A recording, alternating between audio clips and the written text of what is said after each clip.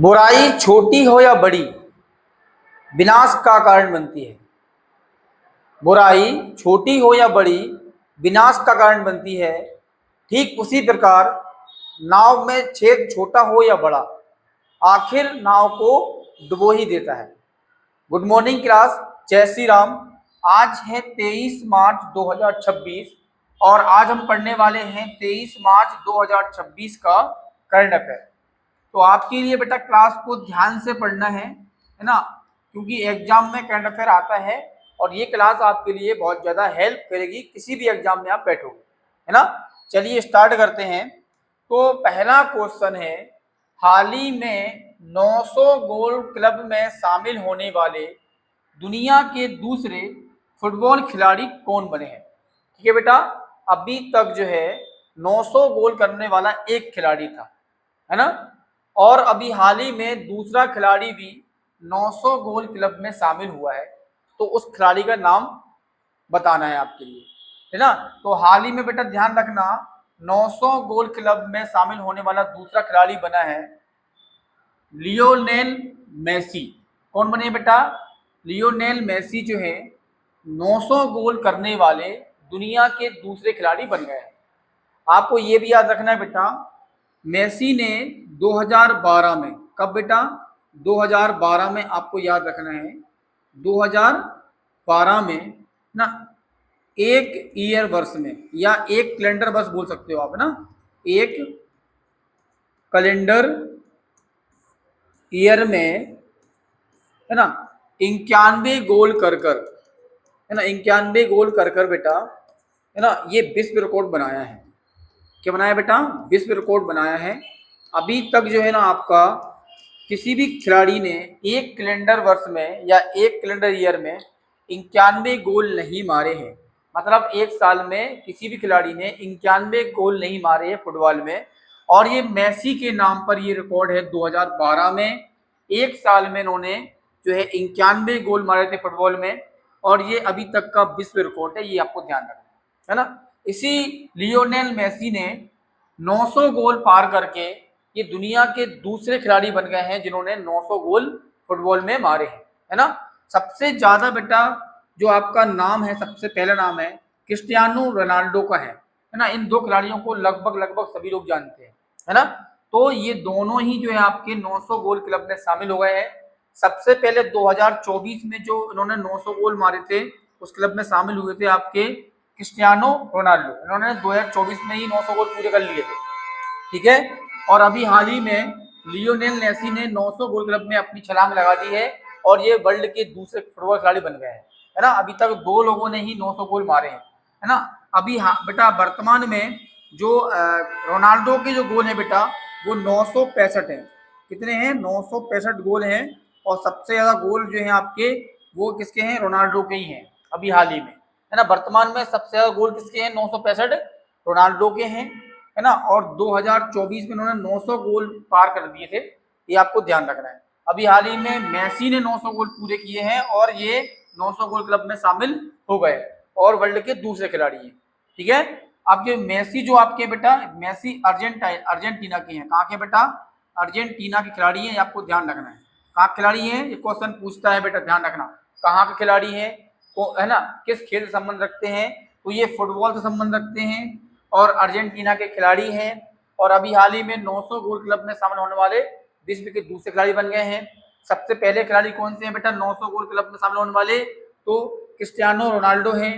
इनके सबसे ज्यादा गोल हैं अभी 965 वर्तमान में। सबसे हाईएस्ट गोल किसके हैं? रोनाल्डो के हैं।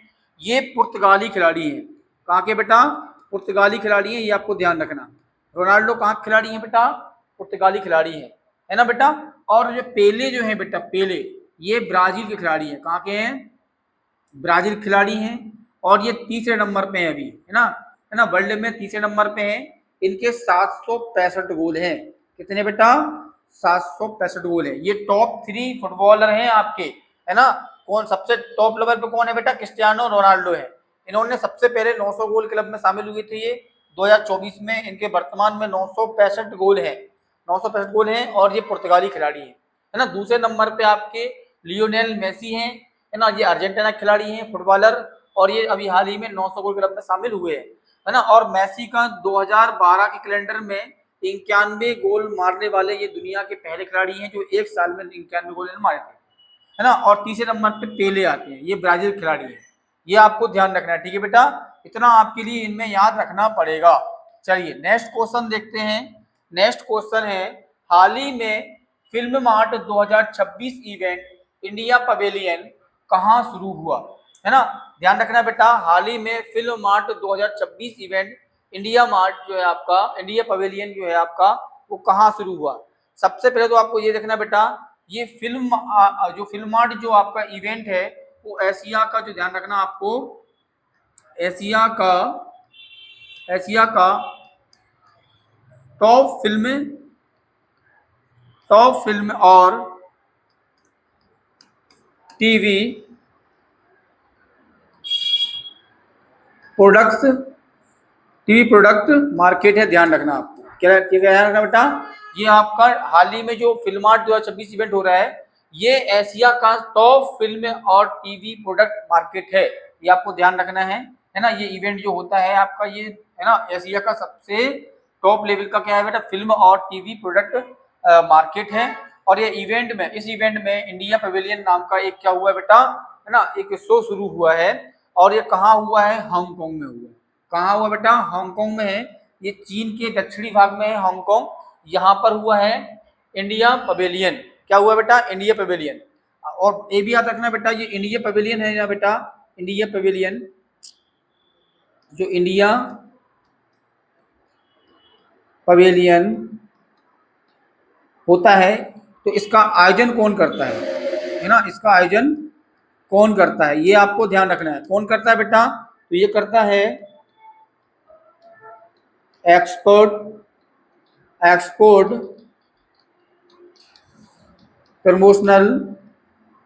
प्रमोशनल काउंसिल करता है। कौन करता है बेटा, एक्सपोर्ट प्रमोशनल, है ना, काउंसिल करता है। और ये बेटा क्या है बेटा, एक वाणिज्य और उद्योग मंत्रालय के अंतर्गत आता है, ये आपको ध्यान रखना है, ठीक है ना, ये अंतर्गत आता है। क्लियर है। तो इंडिया पवेलियन का आयोजन कौन करता है बेटा, एक्सपोर्ट प्रमोशनल काउंसिल करता है। और एक्सपोर्ट प्रमोशनल काउंसिल जो है ना, वाणिज्य और उद्योग मंत्रालय का एक इसके अंतर्गत आता है, एक्सपोर्ट प्रमोशनल काउंसिल, है ना। इसी का जो है ना, यही जो है ना इंडिया पवेलियन का आयोजन करता है। अब ये कहाँ हुआ है, हांगकांग में हुआ है, फिल्म मार्ट 2026 इवेंट में, है ना।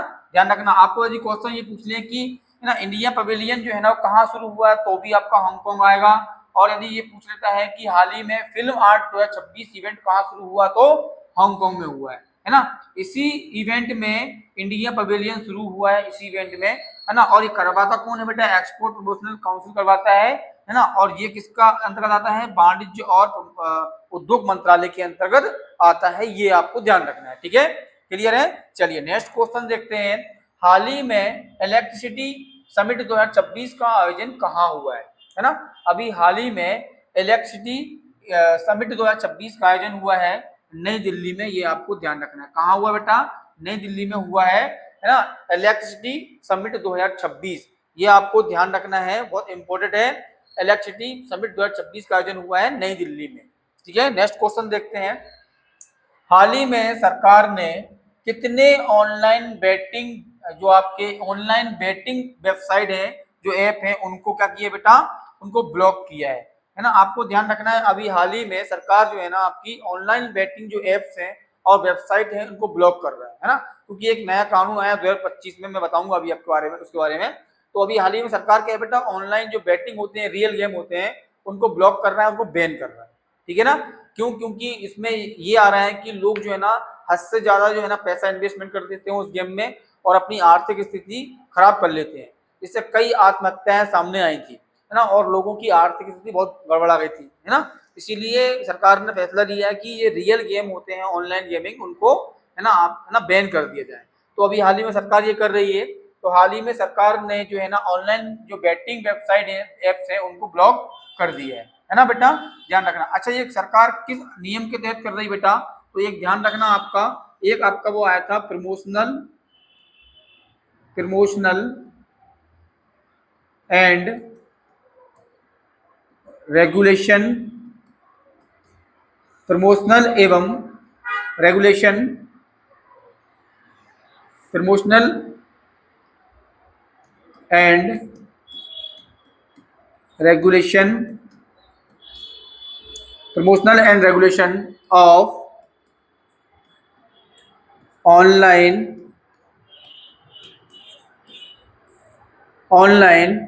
गेमिंग बिल 2025 में आया था। कब आया था बेटा? 2025 में आया था। ध्यान रखना आपके लिए, promotional and regulation of online gaming bill 2025 में आया था, है ना। इस बिल को बेटा 20 अगस्त, आपको ध्यान रखना है, 20 अगस्त 2025 को लोकसभा ने पारित किया। किसने किया बेटा? लोकसभा ने पारित किया, ये आपको ध्यान रखना है ना। और 21 अगस्त को राज्यसभा ने पारित कर दिया। किसने कर दिया बेटा? राज्यसभा ने पारित कर दिया, राज्यसभा ने पारित कर दिया। और 22 अगस्त को, बहुत फास्ट काम हुआ था बेटा, ध्यान रखना, 22 अगस्त 2025 को राष्ट्रपति ने, किसने बेटा? राष्ट्रपति ने इस पे मंजूरी दे दी, है ना, राष्ट्रपति ने इसको मंजूरी दे दी। जब भी मैंने बताया था आपको, संविधान पढ़ा रहा हूं मैं, आपको बता रहा हूं कि लोकसभा और राज्यसभा में जो बिल पारित हो जाता है वो राष्ट्रपति के पास जाता है, और राष्ट्रपति के पास जाने के बाद ये बिल जो है राष्ट्रपति मंजूरी कर देता है, तो वो एक्ट बन जाता है ना। तो राष्ट्रपति ने मंजूरी दे दी कब बेटा? 22 अगस्त को, है ना। तो ये क्या बन गया? एक बेटा कानून बन गया, है ना।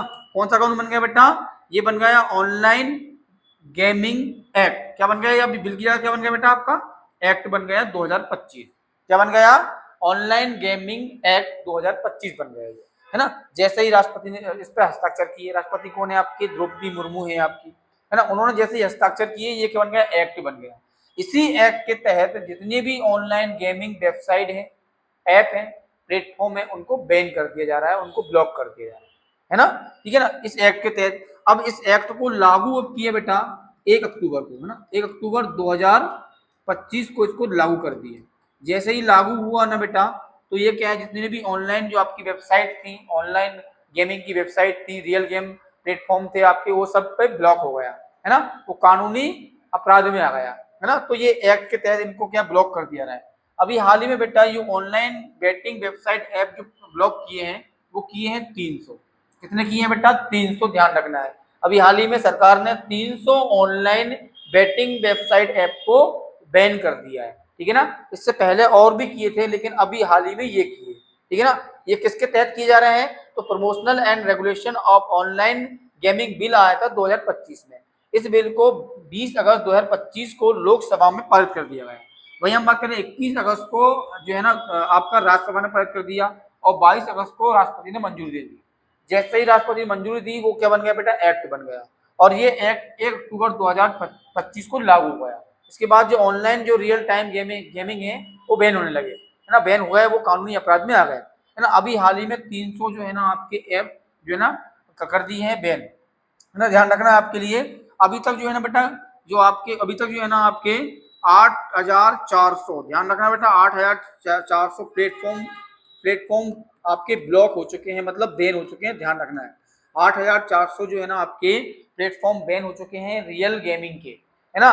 भाई हम बात करेंगे वेबसाइट की, तो वेबसाइट बेटा ध्यान रखना 4900, 4,900 वेबसाइट भी क्या हो गई आपकी, वेबसाइट भी ब्लॉक कर दी है सरकार ने, ये आपको ध्यान रखना है ना। अभी 8,400 प्लेटफॉर्म बैन हो चुके हैं, और वेबसाइट 4,900 हो चुकी हैं, और अभी हाल ही में 300 प्लेटफॉर्म ऐप और भी बैन कर दिए हैं, जो अभी हाल ही में। और एक्ट बता दिया मैंने कौन सा बेटा? ऑनलाइन गेमिंग एक्ट 2025 के तहत ये हो रहे हैं, और कब ये पारित हुआ था मैंने आपको लिए बता दिया है, ठीक है। चलिए नेक्स्ट क्वेश्चन देखते हैं। नेक्स्ट क्वेश्चन है, हाल ही में किस भारतीय अभिनेत्री को ब्रिटेन के प्रतिष्ठित हाउस ऑफ कॉमन्स में अंतर्राष्ट्रीय महिला सशक्तिकरण पुरस्कार से सम्मानित किया है? अभी हाल ही में बेटा ध्यान रखना, ये अंतर्राष्ट्रीय पुरस्कार है ना, अनुच्छेद 18 के अनुसार, ध्यान रखना, भारत के संविधान के अनुच्छेद 18 के अनुसार यदि भारतीय किसी भी व्यक्ति को, है ना, देश से बाहर कोई सम्मान मिलता है या उपाधि मिलती है, तो राष्ट्रपति की अनुमति लेनी पड़ती है। तभी मिलेगी, है ना। वैसे राष्ट्रपति जो है ना परमिशन दे देते हैं। तो अभी हाल ही में भारतीय अभिनेत्री, है ना, ब्रिटेन के प्रतिष्ठित हाउस ऑफ कॉमन्स में, है ना, अंतर्राष्ट्रीय महिला सशक्तिकरण पुरस्कार से सम्मानित किया गया है। तो उस अभिनेत्री का नाम क्या है बेटा? ऋतुपर्णा सेनगुप्ता, है ना। ऋतुपर्णा सेनगुप्ता को अभी हाल ही में, है ना, ब्रिटेन की हाउस ऑफ कॉमन्स में अंतर्राष्ट्रीय महिला सशक्तिकरण पुरस्कार से सम्मानित किया है। ये आपको ध्यान रखना है, ये क्वेश्चन इंपोर्टेंट है। जितने भी अंतर्राष्ट्रीय पुरस्कार जो मिलते हैं भारतीय लोगों को, वो एग्जाम के पॉइंट से बहुत ज्यादा इंपोर्टेंट हो जाते हैं। ये 100% क्वेश्चन आपको किसी ना किसी एग्जाम में देखने को मिलेगा, ये मेरा वादा है आपसे, ठीक है ना। तो आपको याद रखना है, ऋतुपर्णा सेनगुप्ता को अभी हाल ही में ब्रिटिश की जो आपकी संसद है, हाउस ऑफ कॉमन्स में अंतर्राष्ट्रीय महिला सशक्तिकरण पुरस्कार से सम्मानित किया है। ये आपको ध्यान रखना है, ठीक है। और महिला का नाम क्या है बेटा? अभिनेत्री का नाम क्या है? ऋतुपर्णा सेनगुप्ता है ना। अच्छा, इनको पुरस्कार दिया किसने? तो बेटा ध्यान रखना, इनको पुरस्कार जो दिया है वो दिया है सीमा मल्होत्रा, सीमा मल्होत्रा और वीरेंद्र शर्मा ने। किसने दिया बेटा? वीरेंद्र शर्मा ने इनको पुरस्कार दिया है ना। किसने प्रदान किया है? सीमा गुप्ता और वीरेंद्र शर्मा ने क्या कर दिया बेटा? इनको प्रदान किया है, ये आपको ध्यान रखना है। किसने प्रदान किया है बेटा? है ना, सीमा मल्होत्रा और वीरेंद्र शर्मा ने प्रदान किया है। भैया हम बात करेंगे बेटा, ये कार्यक्रम कहाँ हुआ था जहाँ इनको पुरस्कार दिया गया? ये कार्यक्रम हुआ था बेटा GIO, है ना, वुमन CIC में आयोजित हुआ था, है ना। ये ब्रिटेन में है, GIO, है ना, वुमन CIC में हुआ था ये आयोजन इसका। और पुरस्कार दिया सीमा मल्होत्रा और वीरेंद्र शर्मा ने, है ना बेटा। इनको किस क्षेत्र में मिला था ये आपको ध्यान रखना है। तो किस क्षेत्र में मिला था बेटा? कला और संस्कृति में। इसमें बेटा कला और संस्कृति क्षेत्र में दिया गया है, कला और संस्कृति क्षेत्र में दिया है, आपको ये ध्यान रखना है ना। क्षेत्र भी पूछ लेता है किस क्षेत्र में दिया है। तो अभिनेत्री है तो नॉर्मल सी बात है बेटा, कला है एक आपका, अभिनय करना एक कला है ना। तो कला और संस्कृति में इनको पुरस्कार दिया है, अंतर्राष्ट्रीय महिला सशक्तिकरण पुरस्कार दिया है। ये अंतर्राष्ट्रीय पुरस्कार है। कहाँ दिया है? तो बेटा ब्रिटेन के प्रतिष्ठित हाउस ऑफ कॉमन्स में दिया है। किसने दिया है? सीमा मल्होत्रा और वीरेंद्र शर्मा ने दिया है। कार्यक्रम कहाँ हुआ था? GIO वुमेन्स CIC में हुआ था। और किस क्षेत्र में दिया है? कला और संस्कृति में दिया है, ये आपको ध्यान रखना है। किसको दिया है? तो ऋतुपर्णा सेनगुप्ता को दिया है। किसको दिया है? ऋतुपर्णा सेनगुप्ता को दिया है, ठीक है ना। ये आपको ध्यान रखना है, इनका नाम जरूर याद रखना है, ऋतुपर्णा सेनगुप्ता इनको दिया है, ये आपको ध्यान रखना है। चलिए नेक्स्ट क्वेश्चन देखते हैं बेटा। नेक्स्ट क्वेश्चन है, हाल ही में चापचर कुट त्योहार कहाँ मनाया गया? चापचर कुट जो त्योहार है बेटा, ये आपको ध्यान रखना है, ये कहाँ मनाया गया, ये आपको ध्यान रखना है ना। ध्यान रखना बेटा, ये आपकी झूम खेती जो होती है, क्या होती है? झूम खेती जानते हैं आप क्या होती है? नहीं जानते, मैं बता दूं, है ना। जितने भी ST जो अनुसूचित जनजातीय क्षेत्र होते हैं, पहाड़ी क्षेत्र में होते हैं, जिनके पास दुनियादारी का ज्यादा नॉलेज नहीं होता है ना, वो अपने जीवन यापन करने के लिए झूम खेती होती है। जिनके पास खेती नहीं होती, जमीन नहीं होती है, आदिवासी, वो झूम खेती करते हैं। झूम खेती क्या होती है बेटा? झूम खेती वो होती है, जंगल को साफ करते हैं, पहले जंगल को साफ करते हैं, है ना, उसमें कुछ उगाते हैं, अपना अनाज उगाते हैं, है ना, और अनाज उगाकर वो जंगल को वहीं काट कर छोड़ देते हैं, है ना। ये स्थानांतरित होते हैं बेटा, ये एक जगह से दूसरी जगह पर पलायन करते रहते हैं, स्थान चेंज करते रहते हैं। जहाँ रुकते हैं वहाँ जंगल को काटते हैं, साफ करते हैं, खेती करते हैं, है ना, उसको काटते हैं, फिर कहीं और चले जाते हैं। तो झूम खेती जो है ना बेटा, स्थानांतरित होती है, वो कहीं एक जगह स्थल नहीं रहती है। झूम खेती हमेशा आदिवासी जो जनजातीय क्षेत्र होते हैं, जो आपके जंगलों में निवास करते हैं, वो करते हैं, जंगल साफ के खेती करते हैं। तो झूम खेती वाले क्षेत्र में होती है ना। और जो आपके ध्यान रखना, आपकी मिजोरम क्षेत्र में होती है। कहाँ होती है बेटा? मिजोरम क्षेत्र में होती है झूम खेती, है ना, मिजोरम क्षेत्र में होती है। तो ये चापचर कुट जो आपका त्योहार है वो मिजोरम में मनाया गया, ठीक है बेटा। कहाँ मनाया गया? मिजोरम में मनाया गया। झूम खेती तैयार होने पर मनाया जाता है, झूम खेती तैयार होने पर मनाया जाता है ये, है ना। मेघालय में मिजोरम में जो है ना आपका झूम खेती जो आपकी कंप्लीट हो जाती है, पककर तैयार हो जाती है, उस खुशी में जो है ना आपका चापचर कुट त्योहार मनाया जाता है। मिजोरम में, ये आपको ध्यान रखना है बेटा। क्लियर है। दूसरी बात ये बेटा, इसका संकेत क्या होता है कि बसंत ऋतु आ गई, है ना। बसंत ऋतु का भी एक संकेत होता है इनके लिए, बसंत ऋतु का के आगमन का संकेत होता है ना, आगमन का भी क्या होता है, एक प्रतीक होता है इनके लिए, है ना। तो ये बसंत ऋतु के आने के खुशी में मनाते हैं, है ना, और मिजोरम में मनाते हैं ये, और ये झूम खेती के तैयार होने की खुशी में मनाते हैं। क्लियर है, ये आपको ध्यान रखना है बेटा, ठीक है। और ये कहाँ मनाया गया बेटा, तो मिजोरम की राजधानी आइजोल में मनाया गया, ये आपको ध्यान रखना है बेटा।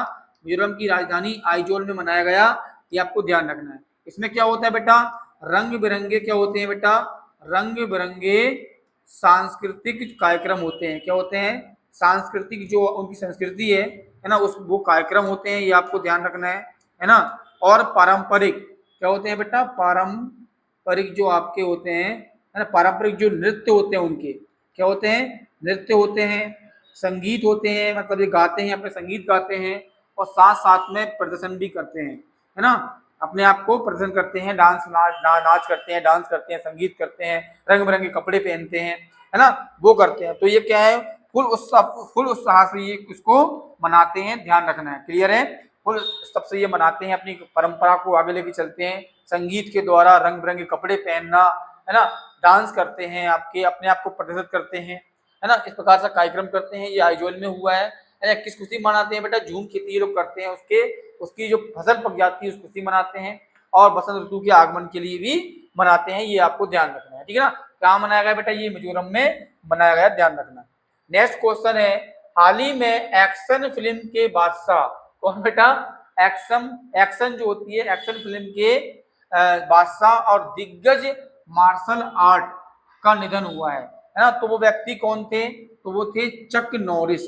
कौन थे, चक नॉरिस जो है ना आपके, चक नॉरिस, ये अभी हाल ही में इनका निधन हुआ है। 85 साल की उम्र थी इनकी, 85 साल के ये थे, है ना, 85 ईयर्स के थे, इनका हाल ही में निधन हुआ है। और बेटा ये ध्यान रखना, ये पटकथा लेखक भी थे, पटकथा लेखक भी थे, ये आपको ध्यान रखना है ना। ये आपके चक नॉरिस पटकथा लेखक भी थे, दिग्गज फिल्म के बादशाह माने जाते थे, और ये दिग्गज मार्शल आर्ट्स भी थे। इनका हाल ही में निधन हुआ है चक नॉरिस का, ये आपको ध्यान रखना है, ठीक है। चलिए, अब ये आपका कल के लिए बेटा, आपको कल के लिए ध्यान रखना, ये आपका क्या है, होमवर्क है। मैं आपसे क्वेश्चन पूछूंगा, होमवर्क है। होमवर्क में क्या रहेगा बेटा, आपका एक क्वेश्चन है, अभी हाल ही में बेटा 2026 की जो हैप्पी रिपोर्ट आई है, क्या आई है बेटा, विश्व हैप्पीनेस रिपोर्ट आई है ना, हैप्पीनेस रिपोर्ट आई है। उस रिपोर्ट में सबसे ज्यादा खुशहाल देश कौन सा है, सबसे ज्यादा खुशहाल देश कौन सा है, ये आपको कमेंट में आंसर देना है, ठीक है ना। कौन सा है, मैं ऑप्शन कभी नहीं देता हूँ, ध्यान रखना, मैं ऑप्शन कभी नहीं देता हूँ मेरी जो क्लास के अंदर, है ना। अब ऑनलाइन में आपको मैं क्वेश्चन देता हूँ तो फिर मैं दूंगा अभी आपके लिए, लेकिन आज के लिए इतना ही है ना, इतना ही दूंगा क्वेश्चन। बाकी मैं क्लास के अंदर कभी ऑप्शन नहीं देता हूँ, ऑप्शन मुझे पसंद नहीं है ना। टारगेट मेरा एक रहता है, सिर्फ गोल जो अचीव करना है, बाकी मैं ऑप्शन पे भटकाव में मतलब जो है ना आपका ध्यान नहीं देता हूँ। तो आज का क्वेश्चन है 2026 हैप्पीनेस रिपोर्ट में सबसे ज्यादा खुशहाल देश कौन सा है। इसका आंसर आपके लिए कमेंट में मुझे आंसर देना है कि कौन सा देश जो है ना आपका सबसे खुशहाल देश है 2026 में, है ना। और वो लगातार 9 साल से सबसे टॉप लेवल पर आ रहा है, इतना मैंने आपको हिंट कर देता हूँ। अब मिलेंगे नेक्स्ट क्लास में, जय श्री राम।